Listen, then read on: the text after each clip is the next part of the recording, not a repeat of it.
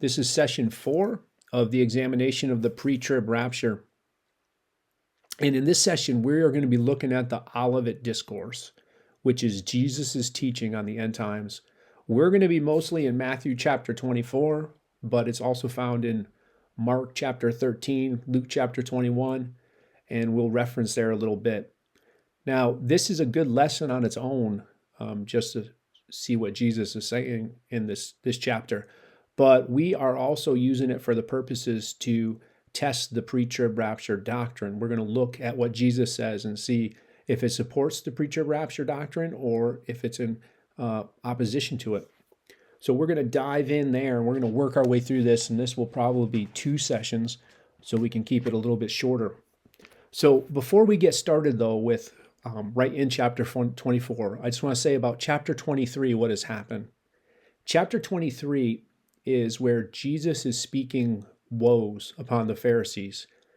Prior to this, he has been getting questioned and been in opposition with the Pharisees, the Sadducees. So in chapter 23, he begins to say, "Woe to you, scribes and Pharisees, hypocrites," and so forth. And then at the end of the chapter, he says these words. He says, "O Jerusalem, Jerusalem, you that kill the prophets and stone them which are sent unto you, how often would I have gathered your children together, even as a hen gathers her chickens under her wings, but you would not." And that's an amazing statement. He said, "Behold, your house is left unto you desolate. For I say unto you, you shall not see me henceforth, till you shall say, Blessed is he that comes in the name of the Lord." So now Jesus is speaking this over Jerusalem, this rebuke. And that sets the scene for chapter 24. And it says, "And Jesus went out and he departed from the temple. And his disciples came to him for to show him the buildings of the temple." Buildings plural. "And Jesus said to them, See ye not all these things? Verily I say to you, there shall not be left here one stone upon another that shall not be thrown down." So here we're going to dive into this verse a little bit. Typically, when people read this verse, verse 2, they believe that this is a reference to 70 AD. Now, if you're not familiar with 70 AD, what happened in 70 AD was Jerusalem was destroyed by the Romans. So the typical way of viewing what he's speaking about here is this is a prophecy about that. Now, what I'm going to present here is that Jesus actually isn't referencing 70 AD. And we'll give a couple reasons later, and we'll dive into some now. But I believe what Jesus has here is he actually has a longer view in mind. So remember, he says there's not going to be left here one stone upon another. Now, this picture right here that I have for you, this is the Wailing Wall. Actually, the first picture that we had where we put up the verses from chapter 23, that was the Wailing Wall in the background. But this is a picture of the Wailing Wall, which still remains. It's a very holy site for Jews. And it was part of the temple compound. Now, it wasn't part of the temple itself. It was, I believe, a piece of the retaining wall that the temple sat on, kind of one of the outside walls. Now, when Jesus said that not one stone here was going to remain on top of another, I believe he meant that literally. I don't believe he was using it just figuratively, like the damage will be really bad. I believe he actually meant that there wouldn't be one stone upon another. And I think perhaps that the reason some of this remains, now someone may say, well, that remains, but it's not part of the temple. Well, the Jews worship there because they consider it part of the overall temple complex. And I think one of the reasons that it might stand to this day is that it was not, 70 AD was not the fulfilling of the prophecy Jesus was actually referencing in verse 2. He had something else in view. I actually believe, and this is kind of my opinion, extra biblical, is that this temple being destroyed in 70 AD was much like what happened with Antiochus Epiphanes. And I'll talk about him here for a second. Antiochus Epiphanes was this king of the Seleucid Empire. And he is considered by many, if you Google his name, he's considered a type of the Antichrist. Because one of the things he's remembered for is that he sacrificed a pig in the temple to Zeus. He defamed, he desecrated the temple.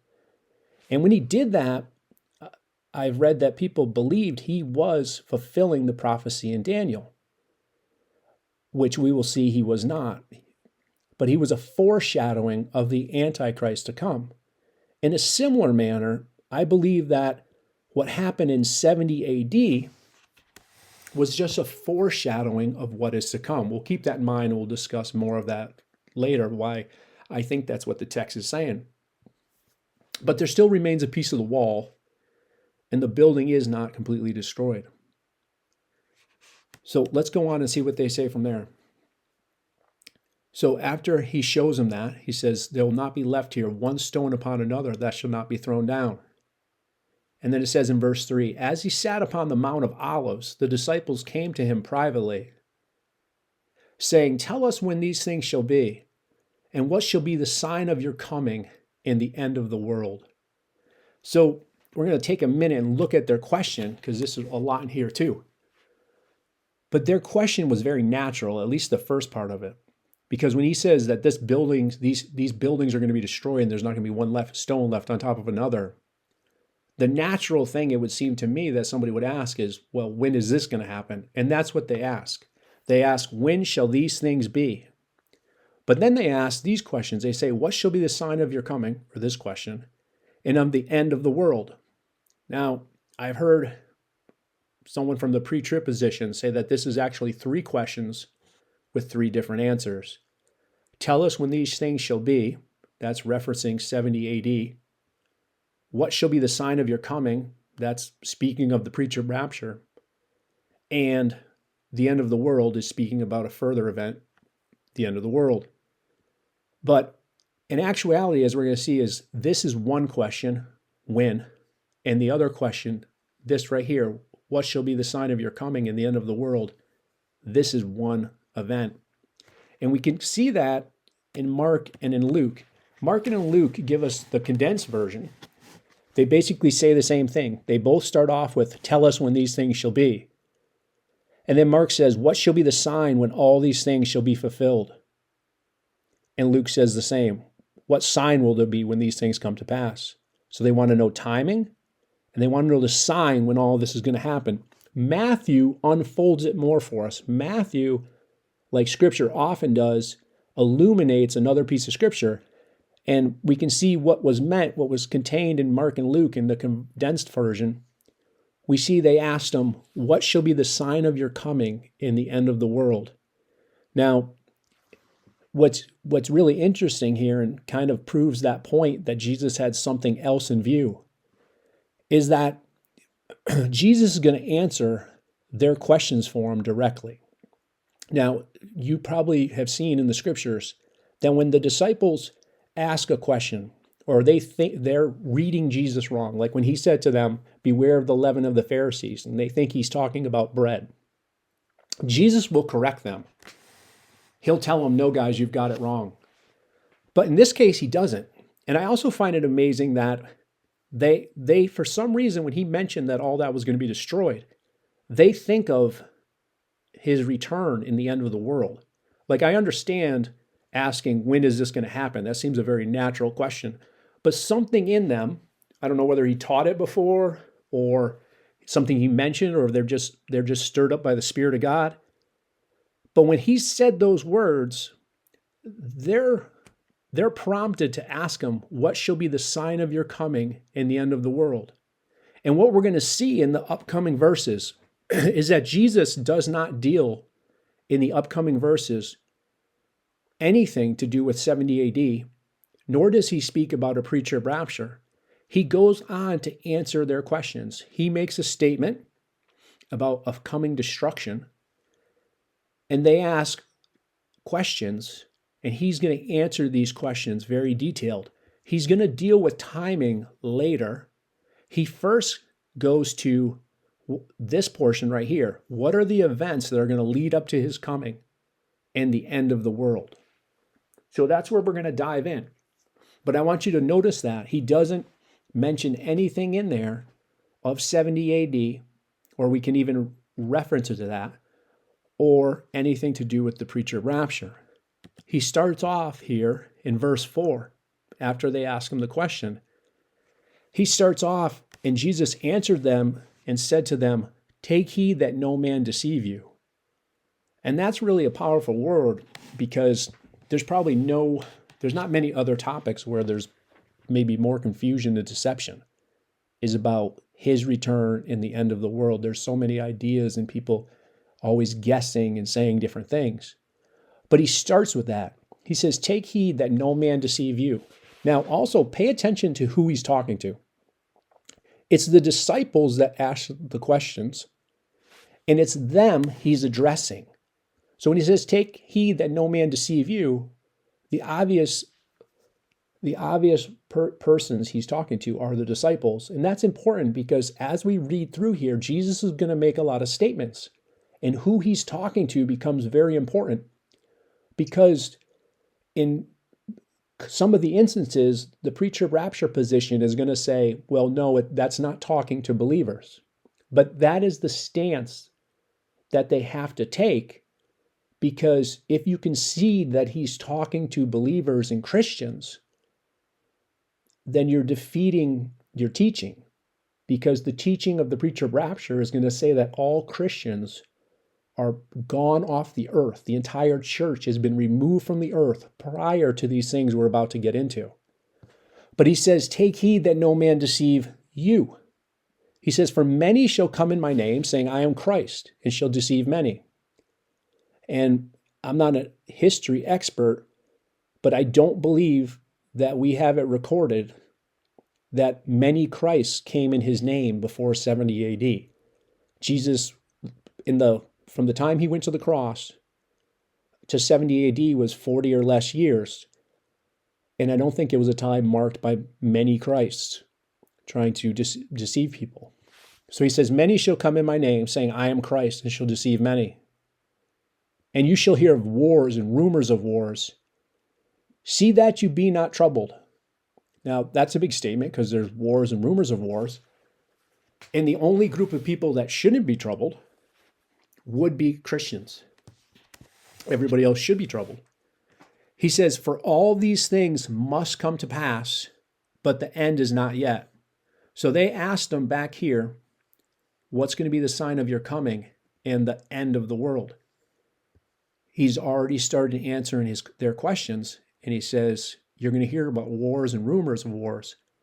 Don't be troubled. This stuff's going to happen, but that end of the world is not yet.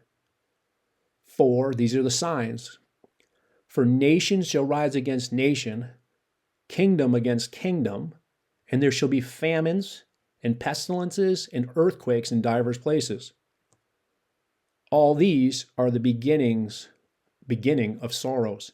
Now, this statement, beginning of sorrows, is pointing to the beginning of the tribulation. Even most pre-trib teachers, I believe, would agree that this statement here, beginning of sorrows, means this is the beginning of the tribulation. And that would be confirmed by the things he mentions that are happening. He talks about nation rising against nation. Well, when you go into the book of Revelation, we're going to talk about that. If you are in chapter 5 in Revelation, the scene unfolds where God is on the throne and he's got a scroll in his hand, a book.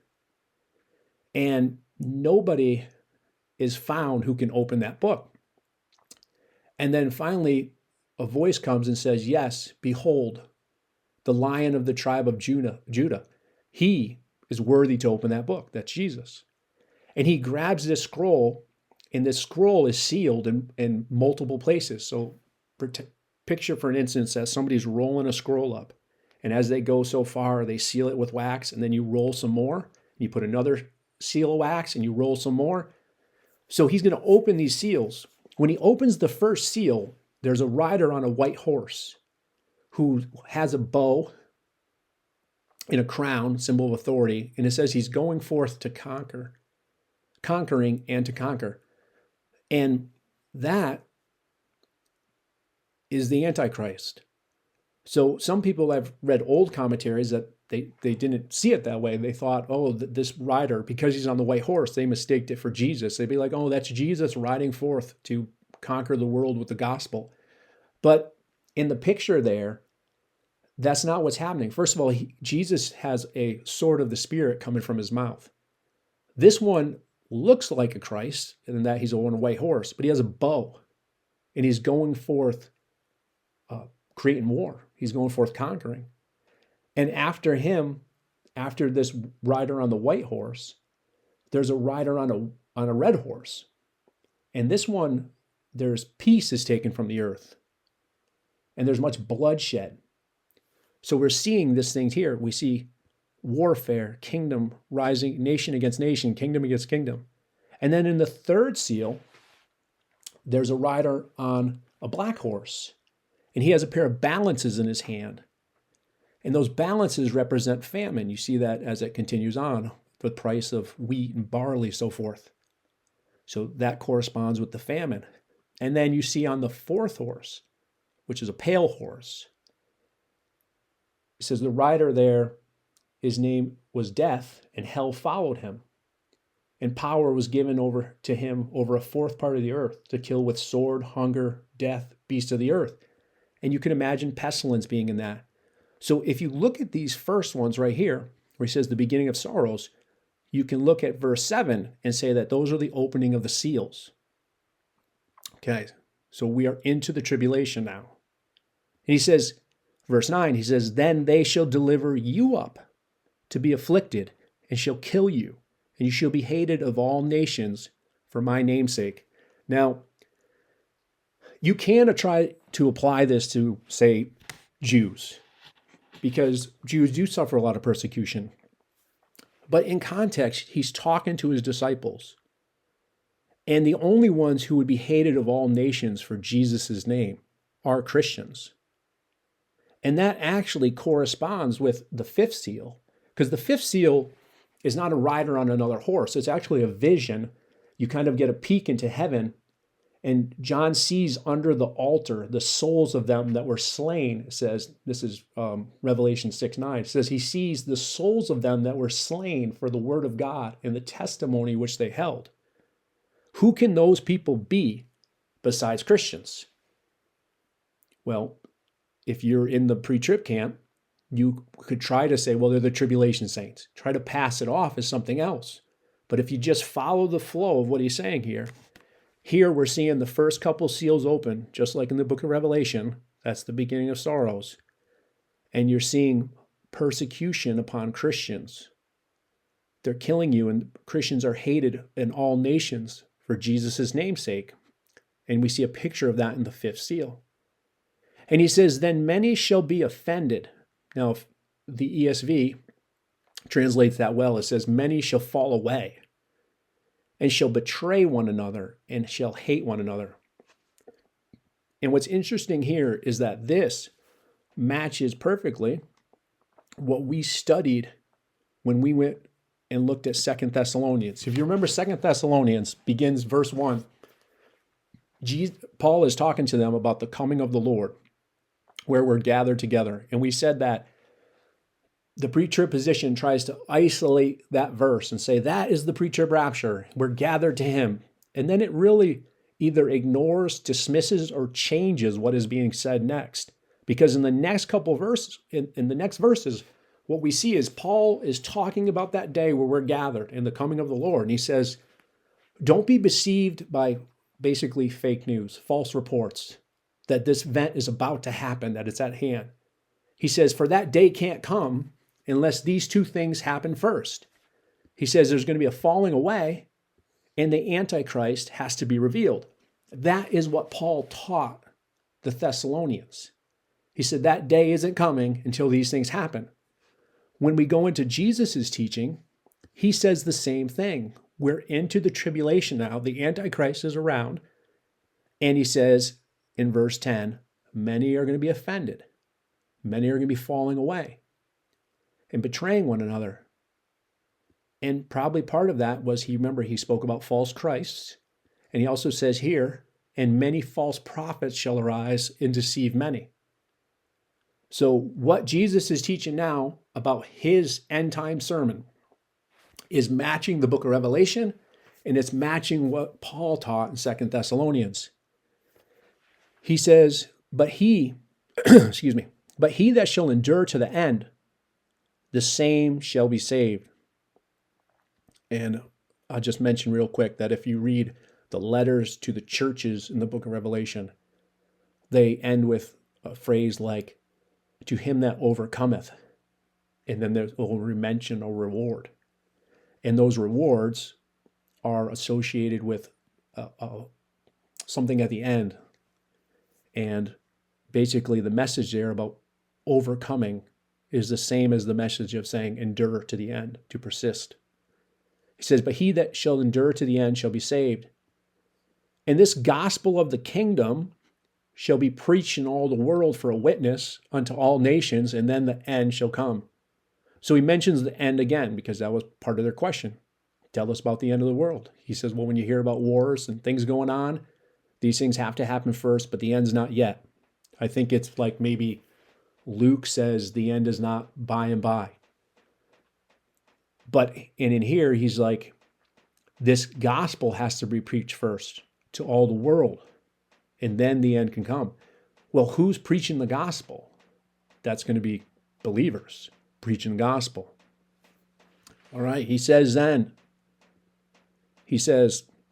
when you therefore see, you shall see the abomination of desolation spoken of by Daniel the prophet stand in the holy place. Whoever reads, let him understand. So now he's referring to the prophecy Daniel made about the Antichrist, which is what we spoke of before, that Antiochus Epiphanes is a type of. And he wasn't the fulfillment of, because if he fulfilled it in his day, Jesus wouldn't be speaking of it something that's going to come to pass in the future. So he was just a type. So he says, when you see that, let them that are in Judea flee to the mountains. Let him which is on the housetop not come down to take anything out of his house. Neither let him which is in the field return back to take his clothes. And woe to them that are with child, and them that give suck in those days. But pray ye that your flight be not in the winter, neither on the Sabbath. For then there shall be great tribulation, such was not since the beginning of the world to this time, no, nor ever shall be. So that's further evidence that we're dealing with the actual tribulation now, because the tribulation is the only period of time that is referred to in the scriptures as worse than it's ever been, and it's never going to get this bad again. And he says, and those days should be shortened, and except those days should be shortened. There should no flesh be saved, but for the elect's sake, those days shall be shortened. Now, when he says elect here, I've mentioned things like this before, but you have to be careful when people start changing the meaning, the common meaning of words, because the common meaning of the word wouldn't match what they're trying to say. If you are to go look up that word that's translated elect there and just bring it up on a computer program and find out who it's referring to in the New Testament, you'll see that it's referring to believers. Okay, so he says, except for the elect's sake, those days shall be shortened. Then if any man shall say to you, lo, here is Christ, or there, believe it not. For there shall arise false Christs, false prophets, and shall show great signs and wonders, insomuch that if it were possible, they shall deceive the very elect. Note on this verse I want to make to you is that he's again speaking to Christians here. And he's warning them that if false Christs are popping up and you hear about them, don't believe it. Now, when he says, if it were possible, they should deceive the very elect, what I don't think he's saying is that it's impossible for a Christian to be deceived. Because if you look at all sorts of topics, even this one, somebody's deceived. Every time somebody makes a prediction about the end of the world coming, or the rapture is going to happen at such and such a date, many people believe it, they're deceived, and it doesn't come to pass. And he's been warning us through the passage up to this point not to be deceived. That was the thing he said in the very beginning. He says, let no man deceive you. He's been warning us about how not to be deceived. So I think what he's saying here is not that it's impossible for a Christian to be deceived. I think what he's saying here is that there's no reason for you to be deceived. Deception has no power over you. Our protection is in heeding his warnings. That's where the protection lies. And we're not given over to a reprobate mind. We're not given over like in 2 Thessalonians where it says they were given over to believe a lie. No, we're ordained to believe the truth. But I don't think he's saying it's impossible for the elect to actually believe something wrong. He says, behold, I've told you before. Therefore, or wherefore, if they shall say to you, behold, he's in the desert, talking about his return. Go not forth. Behold, he's in the secret chambers. Believe it not. For as the lightning comes out of the east and shines even unto the west, so also shall the coming of the Son of Man be. So he's making a contrast here. He's saying, every time you hear about a false Christ being in the desert or in someone's house, don't believe it. For when I actually come back, it's going to be like the lightning that comes out of the east and goes to the west. Everybody's going to know it. It's not going to be a localized thing where you have to go and try to find it. He says, for wherever the carcass is, there the eagles will be gathered. And there, I believe what he's speaking of is a carcass when it's somewhere. The birds find it. They land on it. Those birds are providing evidence that there's a carcass. He's talking about evidence signaling something. So in verse 29, we're going to kind of camp on these verses for a little while. He says, immediately after the tribulation of those days. So we know where we are now. We've already had the beginning of sorrows. We've already had the Antichrist with his desecration. And now he says, immediately after the tribulation of those days, the sun shall be darkened, the moon shall not give her light, and the stars shall fall from heaven, and the powers of the heavens shall be shaken. And then shall appear the sign of the Son of Man in heaven, and then shall all the tribes of the earth mourn, and they shall see the Son of Man coming in the clouds of heaven with power and great glory. Now I want to look at these verses here, Matthew 24 and 29, which we just read, 24, 29 and verse 30. And I want to compare it to Revelation chapter 6, where we read about the sixth seal. So first let me read about the sixth seal to you, and then let's go through there and note the similarities. Now remember, the fifth seal was the kind of vision of all the martyrs. And he says, and I beheld when he had opened the sixth seal, and lo, there was a great earthquake, and the sun became black as sackcloth of hair, and the moon became as blood, and the stars of heaven fell into the earth, even as a fig tree casts her untimely figs when she's shaken of a mighty wind. And the heaven departed as a scroll when it's rolled together, and every mountain and island were moved out of their places. And the kings of the earth, and the great men, and the rich men, and the chief captains, and the mighty men, and every bondman, and every free man hid themselves in the den and in the rocks of the mountains, and said to the mountains and rocks, fall on us, and hide us from the face of him that sits on the throne, and from the wrath of the Lamb. The wrath of the Lamb. For the great day of his wrath is come, and who shall be able to stand? Now, let's go through, I color-coded it here, and we'll see the similarity of the sixth seal in Revelation and what Jesus speaks of happening with his return here in Matthew. Here it says, after the tribulation. In Revelation, we see it with the sixth seal. Matthew says, the sun shall be darkened. Revelation says, the sun became black. Jesus says, the moon shall not give her light. Revelation says, the moon became as blood. Hence, it's not given its light. Jesus says, the stars shall fall from heaven.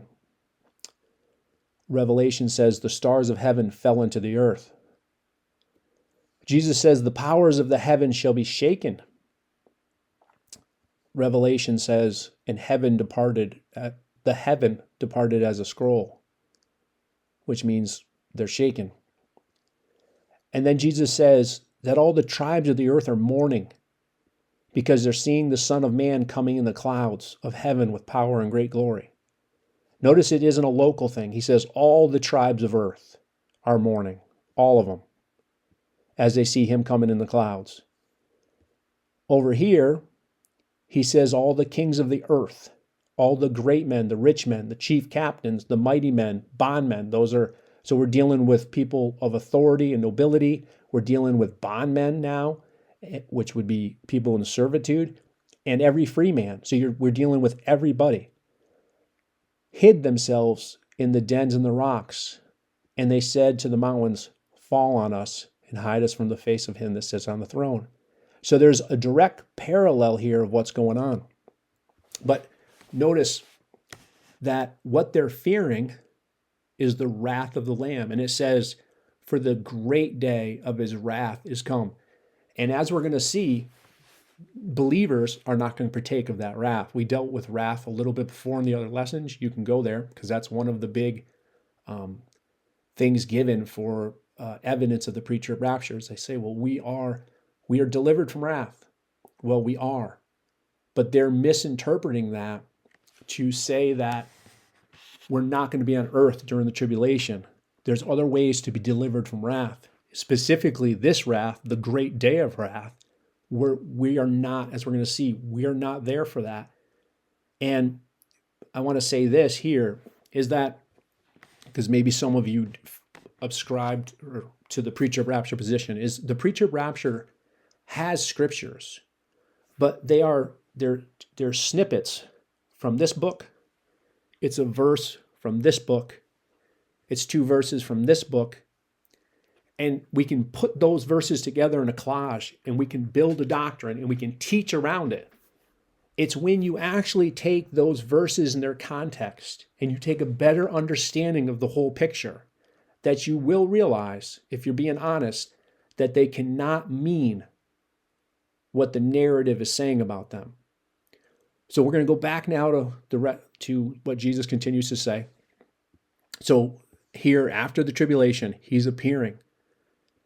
Everybody is seeing him. Now, with this event, he says, and he shall send his angels with the great sound of a trumpet, and they shall gather together his elect from the four winds, from one end of heaven to the other. So again, this isn't a local thing. He's not gathering his elect from Judea. He's gathering elect from around the world, from the four winds, one end of heaven to the other. And it's with a great sound of a trumpet. Now, this will be interesting, I hope to you, is that let's compare what he says there now, because we're going to end on this verse for now. But he says here in verse 31, he says, he shall send his angels with a great sound of a trumpet, and they shall gather his elect from the four winds, from one end of heaven to the other. So now let's look at a verses used to describe the pretrib rapture. 1 Thessalonians 4:16 and 17. He says, for the Lord himself shall descend from heaven with a shout. That sounds much like we're reading. It's not a quiet, secretive descent where nobody knows what's going on, and he just pokes through the clouds and calls the church up and everyone's missing. He says, for the Lord himself shall descend from heaven with a shout, with the voice of the archangel. Over here, he's with his angels. And with the trump of God. And the dead in Christ shall rise first. then we which are alive and remain shall be caught up together with them in the clouds to meet the Lord in the air. So you see here, there's a great similarity between what's happening. 1 Corinthians 15, 51 through 52. Now, we haven't read these verses yet. We haven't done a session on this. We might. But the context of 1 Corinthians 15, and I want to tell you that because it's important. The context of 1 Corinthians chapter 15 is Paul is defending a literal resurrection of the body. Because some people are saying or teaching that there is no literal resurrection of the body. Paul is defending the necessity of that. He's going so far to say that if the dead don't rise, then Christ isn't risen. He's making that strong of a point. And as he builds his case through that chapter, you can see it's a little bit longer chapter because here we have verses 51 and 52. He says how flesh and blood can't inherit the kingdom. That kingdom is the coming kingdom that Jesus is going to reign over. He says our mortal bodies, when he says flesh and blood, are incorruptible. He talks about that this incorruptible or this corruption will put on incorruption. So our corruptible bodies can't inherit that kingdom. And he says that's why he's talking about how we have to be changed. And he says, behold, I show you a mystery. We shall not all sleep. That means we're not all actually going to die, but we're all going to be changed. In a moment, in a twinkling of an eye, at the last trump. For the trumpet shall sound, and the dead in Christ shall be raised incorruptible, and we shall be changed. So here he has the order, the same as in Thessalonians. The dead go first, and then we are changed. And here he says it's going to happen in a twinkling of an eye at the last trump. 1 Thessalonians mentions that it happens with the trump of God. Jesus himself said he's going to gather his elect with a great sound of a trumpet. Now, if we go to the book of Revelation, we'll read there. I'm going to read out of chapter 11, verses 15 and 18. And it says, and the seventh angel sounded. Now, if you go and look at it yourself, what they're talking about is he blew the seventh trumpet, which is the last trumpet. And there were voices in heaven saying, the kingdoms of this world are become the kingdoms of our Lord. The kingdom was the context in 1 Corinthians 15. And of his Christ, and he shall reign forever and ever. Look what it says in verses 18. And the nations were angry, and thy wrath is come in the time of the dead. Well, what is the time of the dead? It's the time that they're being raised up. You'll see more of that if you read what accompanies these verses in that chapter. So when the pretrib rapture position deals with 1 Corinthians 15, because when I was studying this was one of the things that stood out. As I read, because these were held forth as pretrib rapture proof texts. And they said, this describing the pretrib rapture. And it said, at the last trump. And when you would read their reasoning, they would say, well, this is not the last trump in the book of Revelation. But they would say it's the last trump for the church. Well, they have to say that. Because if it's the last trump in the book of Revelation, then they don't have a doctrine. So they would say it's the last trump for the church. But again, you can't say that unless you can build the facts out of Scripture. You just can't make it up and say, nah, because it doesn't fit my position. And I've read people writing articles about the Feast of Tabernacles and how the trumpets blew. But that's all a rabbit trail to get you away from what's happening. All the verses that speak of our gathering to the Lord in the events that accompany it mention this trumpet. Here we see the trumpet that Jesus says is going to sound is with his return. So it's at the very end. When we read in Thessalonians about this trump of God, when you go into chapter 5, as we did in our lesson on Thessalonians, you see it's when judgment is coming on the other part of the world. So it has to be at the end. Here in Corinthians 15, the subject is inheriting the kingdom, which is at the end. And he calls it the last trumpet. And that's when we're changed. When you go to the book of Revelation, the last trumpet is sounding, that's when the kingdoms of the world become the kingdoms of the Lord. That's when it says your wrath is come in the time of the dead.